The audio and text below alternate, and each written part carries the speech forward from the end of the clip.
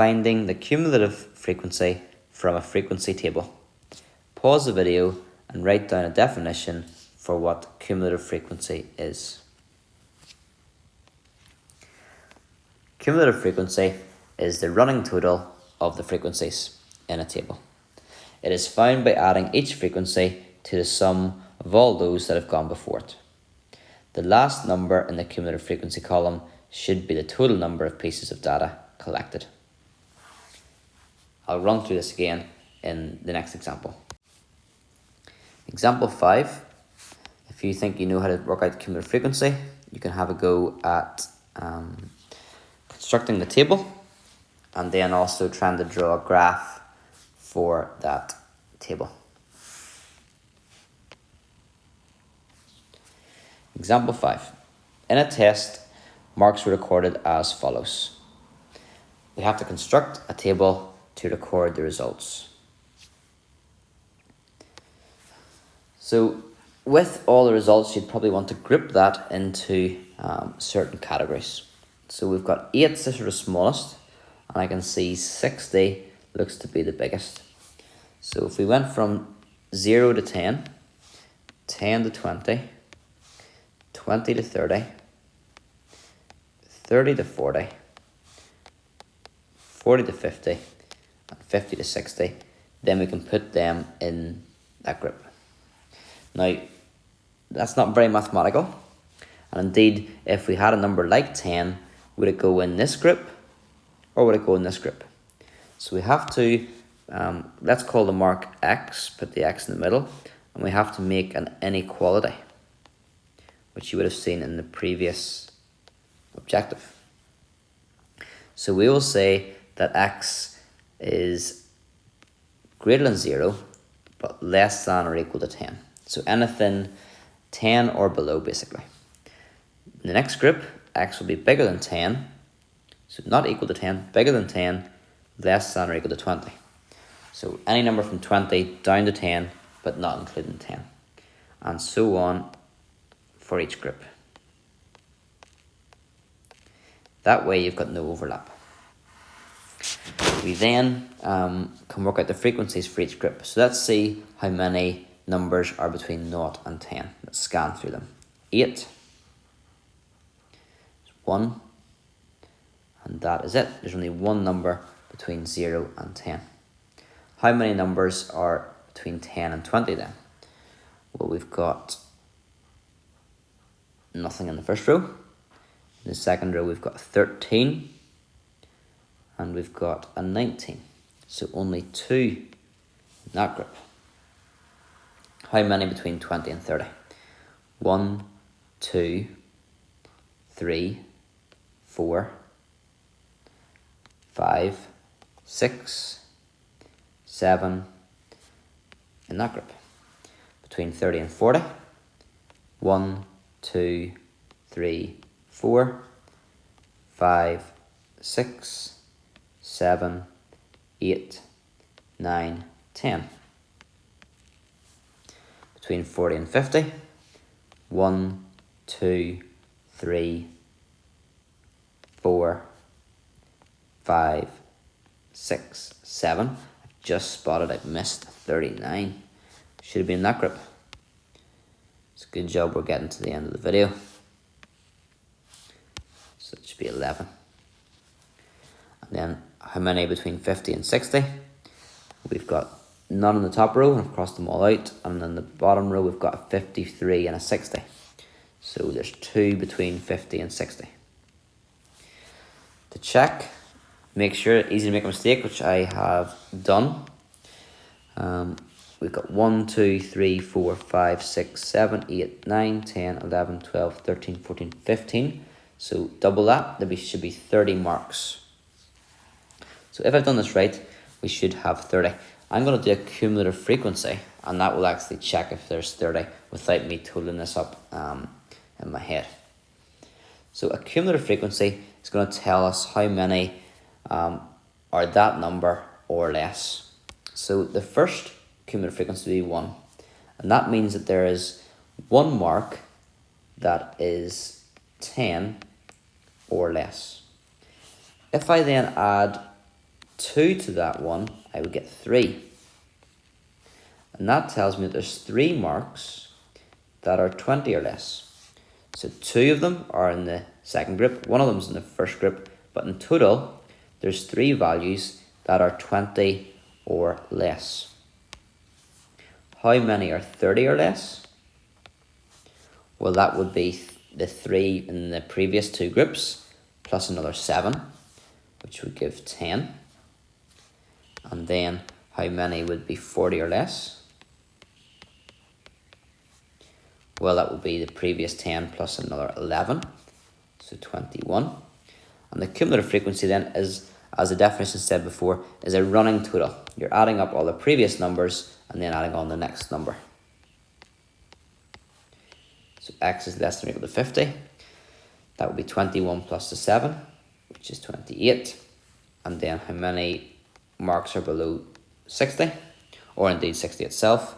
28 plus 2, which is 30. And I was hoping I'd get 30 because there are 30 values. So the cumulative frequency is basically just adding up all the values and it's telling you how many values there are at the end. If we have to plot this, we plot cumulative frequency up the side, and on the bottom we plot the variable x, which is the marks in this case. Now it's going to be quite hard to draw this without making a lot of mistakes, so I'll pause the video and do quite a bit of it that way.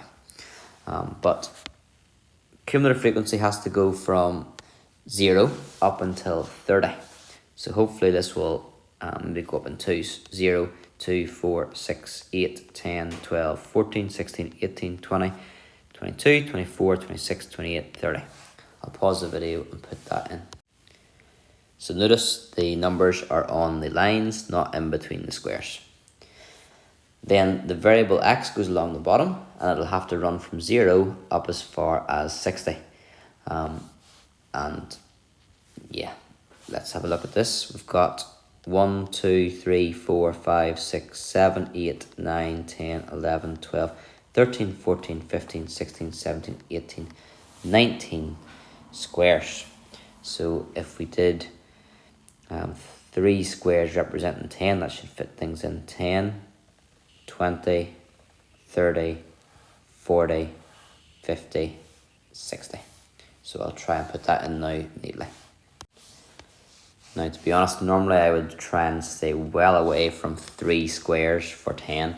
3 being a not very nice number to divide 10 by, but for the nature of this question it should be okay. It might cause a little bit of an issue with reading off, but we'll do our best. Not overly happy, but sure, we'll go on. So the first one, let's plot, we want the cumulative frequency against the upper limit. That's what we're plotting, because when we plot the 1, we're saying that there's 1 mark that is 10 or less. If we plot the cumulative frequency of 3, we're meaning there's 3 marks that are 20 or less. So when you're plotting a cumulative frequency graph, the key thing to remember is it's cumulative frequency against the upper limit. So 10 against 1. So 10 across and 1 up. The next one is cumulative frequency of 3 for 20. So go 20 and 3. The next one is 10 and 30, and I'll pause the video and finish this off. So I've plotted all the points in the table. However, I like to think about what would be above here. How many marks are below 0? And the answer to that is there are none. So it's also worth plotting this point 0, 0. 0, 0 isn't a given. It isn't always 0, 0 for a cumulative frequency graph. It depends where the marks stop. And this one did stop at 0. For a cumulative frequency graph, to get the marks for the next part, you have to draw a smooth curve that goes through all the points. If you start getting shaky, it's not the end of the world, but if you miss a point, you will lose a mark for that. So try and draw a smooth line through the points. Rub it out if you don't get it through the point. I'll give it a go myself and I'll pause the video. So hopefully your graph looks something like that. Remember, plot the upper limit against cumulative frequency. Let's try the questions on this. So part C, how many students sat the test? We'll look at the cumulative frequency of the graph and we read up across, we see there's 30. So there must be 30 students. So that's how high the line goes. How many students got a mark of 30 or less?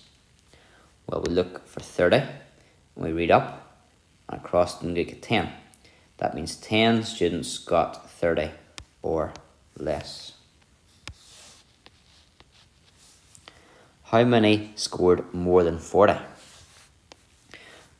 The graph's not going to tell us that. The graph will only tell us how many it's got or less, like part D. So we can work out how many got 40 or less, first of all. So how many got 40 or less? That would be 21.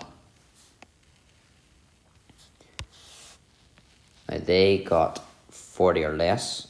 There are 30 students in total, so the rest of them must got more than 40. So that must mean 9 of them. Part F. The pass mark was more than 20. So you had to get more than 20 to pass the test. How many failed the test? So the pass mark is 20. So if we go to 20 and read up and across, that gives us 3. That means 3 people got 20 or less. So if you got 20 or less, you failed. So 3 people failed the test. Use the curve to estimate how many scored 25 or above. So if we go and find 25, now my line might not be straight, but your line should be straight as a die with a ruler. Should go up from 25, halfway between 20 and 30, and meets the line, and I get 6. So there are 6 people.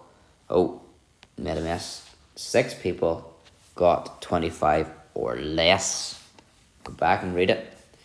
When you read across here, the cumulative frequency tells you how many got that number or less.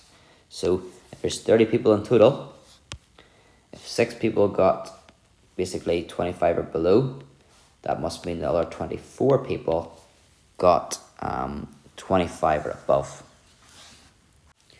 Part H. 2 students received the top grade A. What mark was needed to gain this? So it's the top 2 pupils we're looking for. So if there are 30 pupils, only 28 of them would have got below an A grade. So 28 people would get a mark below what's needed to get an A.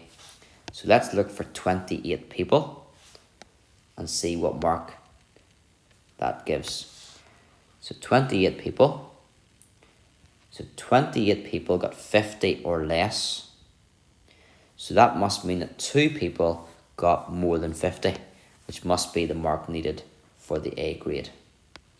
So you would need to get 50, because only 2 people got above 50, so 2 people got the A grade. On part I, use the graph to estimate the median mark. The median, remember, is the middle value. If there are 30 people, then the median, the middle. Now, normally we add 1 divided by 2, but because it's a graph and we're only estimating, it's sufficient enough to just divide 30 by 2 and go to 15. So go to 15, that's where the middle value is, and then read down, and I get halfway between 30 and 40, so that would be 35. So the median number is 35.